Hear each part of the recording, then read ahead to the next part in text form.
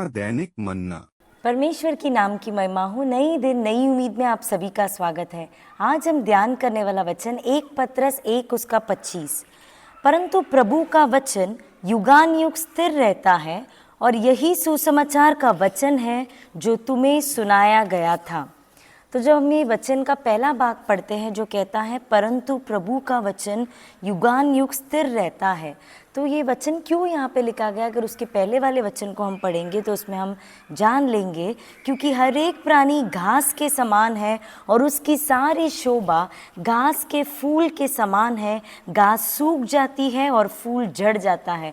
तो यहाँ पे मनुष्य के जीवन को एक सूखने वाली घास के समान उन्होंने उसको तुल्य किया है। क्योंकि घास कैसा है, हमेशा हरा भरा, हमेशा वो अच्छा नहीं रहेगा। एक समय के बाद वो घास सूख जाता है और फूल झड़ जाता है। लेकिन परमेश्वर का जो वचन है वो युगान युग स्थिर रहता है। तो इससे हमें क्या समझ में आता है कि मनुष्य का जो जिंदगी है वो अस्थिर है, वो आज है कल नहीं है। हमारे साथ कितने लोग ये वर्ष के आरंभ में हमारे साथ थे लेकिन अभी हमारे साथ नहीं है।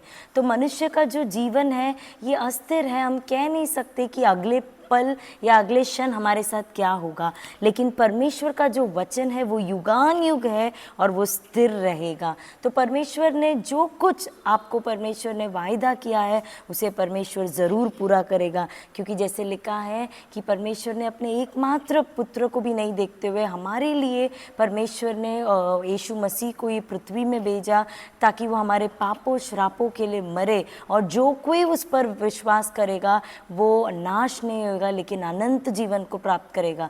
तो परमेश्वर पे हम विश्वास करने वाले, परमेश्वर के वचन पे विश्वास करने वाले, हमें एक इटर्नल लाइफ का एक प्रॉमिस को परमेश्वर ने दिया है। क्योंकि परमेश्वर का वचन युगान युग स्थिर रहता है, वो झूठ नहीं बोलता है, हम ज़रूर वो अनंत जीवन को पाएंगे।